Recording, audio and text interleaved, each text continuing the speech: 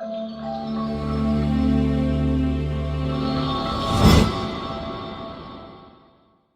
back to the channel. My name is Ryan, and today we're discussing something a little bit different.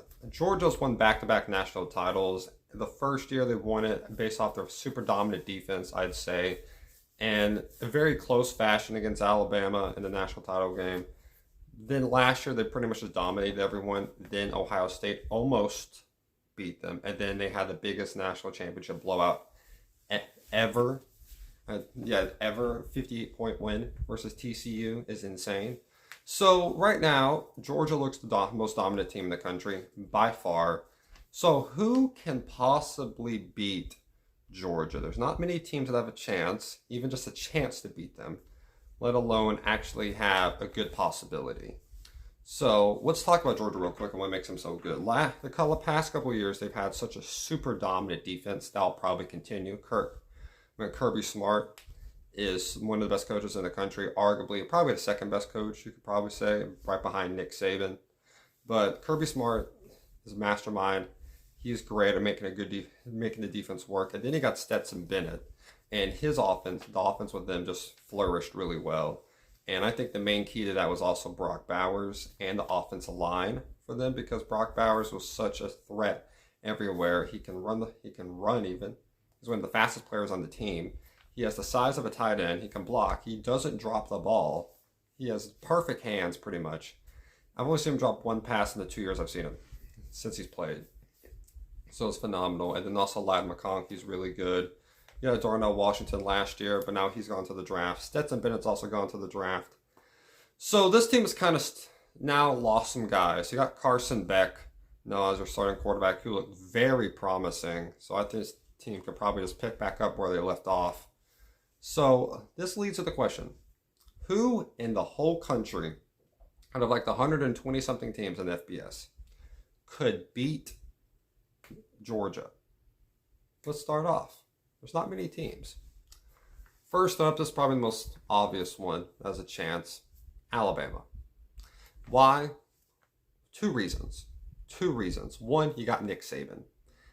I will not bet money against Nick Saban any day of the week against any team, any year, no matter what. When Nick Saban loses, it's close. You can look at the past couple of years. I don't remember a time that got blown out, badly at least.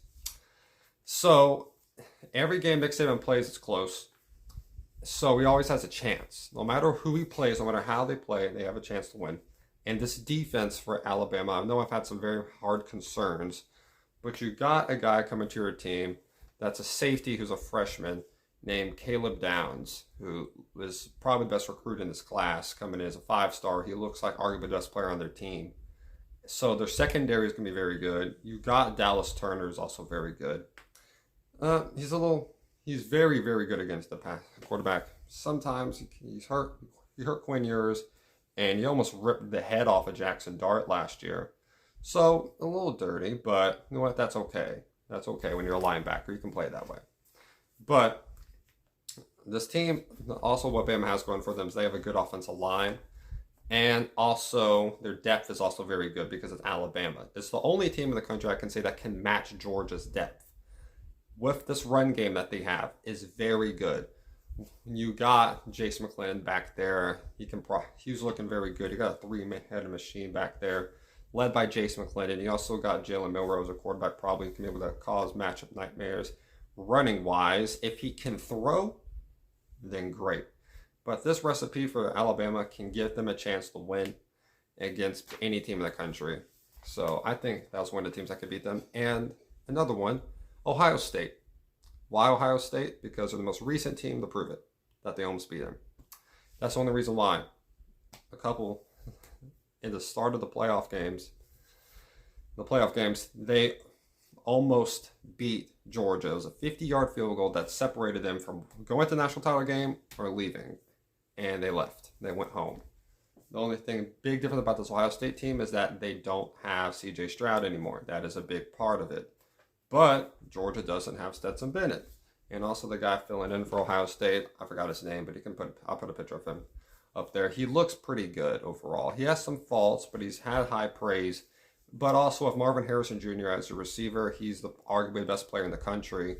especially at the receiver spot. He's by far the best wide receiver in the country. He is going to cause matchup nightmares for any Georgia defender. And without Keely Ringo there, who's one of your main corners, that could be a problem for Georgia defensively and the secondary wise. Then you got Michigan. The only reason I got Michigan there is because physicality wise, their offensive line is super good. 2 years ago when they played them in the playoffs, didn't go over Michigan at all. But that was their first time there, and Georgia was super battle tested and determined to win. And that was probably the best team Georgia's ever had in the history of Georgia. That team that they had with Jordan Davis, you have N'Kobe Dean, you have like the Stetson Bennett quarterback, you had James Cook, Brock Bowers, Ladd McConkey, all of them on the same team. They were so good. And you also had Jalen Carter. And those guys who were drafted last year were on that team. So that team was just super dominant, but those guys are gone now. I think Michigan got a lot of starters coming back. I think J.J. McCarthy's pretty good.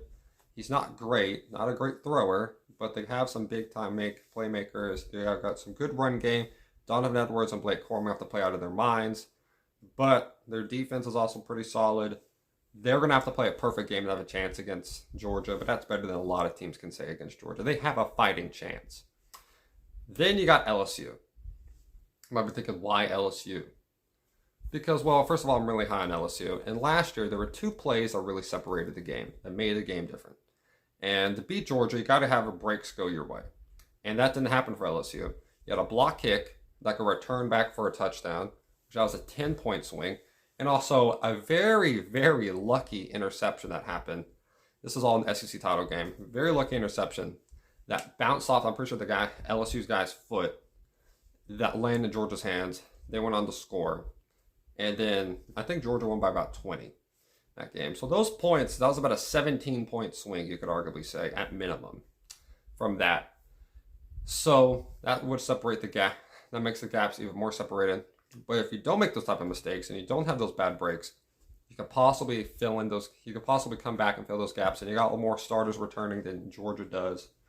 And also, I think Jaden Daniels can make he's probably not going to make a huge step, but he can play a very good game. He's proven to beat a very good team before. He's beat Ole Miss in a blowout game. He's also played very good against Alabama. That was a very good sign. So he can play very good against good teams. This is a great team. He's going to have to play great against this team. But also, you got Mason Smith coming back to D-tackle. He got hurt against Florida State. So he's going to also help you out, fill in the middle.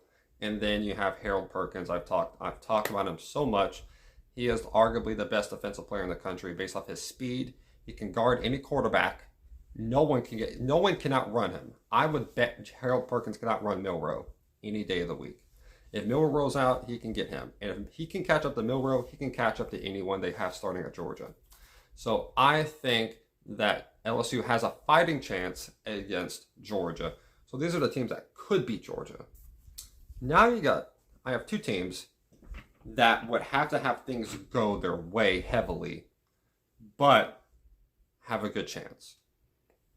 And I'll get the one at one point, but this is the one that's probably the most debatable about why are they on this list? What type of thing? And I'll have to thoroughly explain why. The reason that I have this team on this list, I'll show why, is because they have the Heisman. And if you have the Heisman, you have a chance. USC, because you got Caleb Williams, Lincoln Riley, Cliff Kingsbury, and that's the best offensive minds in sports with the best quarterback in college football by far. They can make something work. Problem with this, they show that they're not physical against Utah. The reason why Utah's beat them is because they can out physical them. They can physically impose them. But the main thing, even more than that, is that their defense cannot get stops. So why do I think USC has a chance? It's because, well, you got arguably the best offenses in the country. And it showed last year that you don't have to have a great defense to be able to compete with Georgia. Watch the Ohio State game. Watch that one. And then you'll be able to see that you don't need a great defense to be able to hold up against Georgia. You just got to outscore them. And they got very close to outscoring them, but you need a couple stops. The main difference between what happened with Ohio State and Georgia is that Ohio State led a big plays at the end of the game that gave Georgia time to get the ball back, because when Georgia has to get a stop, they can get a stop. It showed against Missouri, It showed here, it showed against Alabama, it shows against everyone. When they need a stop, they can get a stop. So you're going to have to be very consistent and get a lot of yards, get touchdowns, get a decent sized lead, get a 14-point lead, 14-point lead. Then you're going to have to hold that for a while. And defense has to maybe not stop them a lot, but make their drives more than 2 or 3 minutes long every single time. Don't let up 60-yard plays like Ohio State did. And even then, they had the chance to win. So it's like this team is not unbeatable. They've not been beat yet, but that doesn't mean they're unbeatable. Then we get this one. This is the one that right now, I felt like it was only fair to put one team that's on their schedule currently in this list, because we actually will get to see this happen.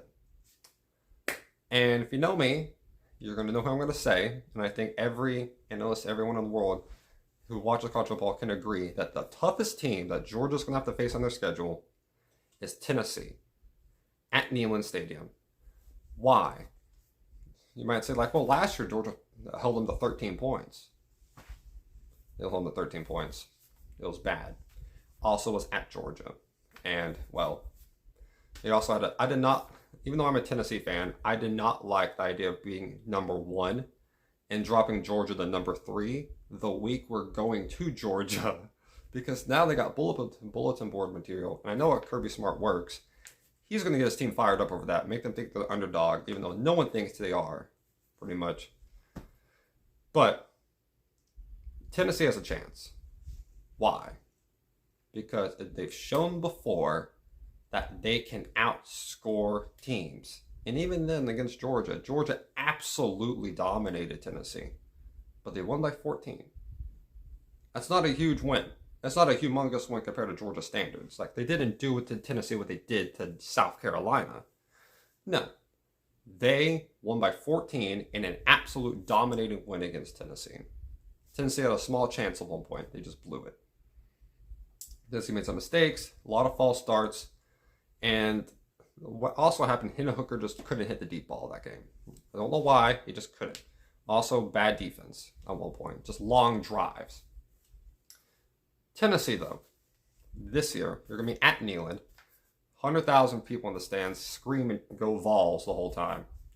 You got one of the best or the best receiving core in the country. With Dante Thornton, Brew McCoy, you got Squirrel White, and Ramel Keaton. You got the 4 best, probably the best receiving group in the country on your team. You got Jalen Wright. Jabari Small's coming back. He's a top 5 running back in the SEC without a doubt. Then your defense is not bad. It's just their secondary has to improve. They got a lot of returning starters from last year. Hopefully that will help them out. They need to have a good game, and they've shown to have good games before.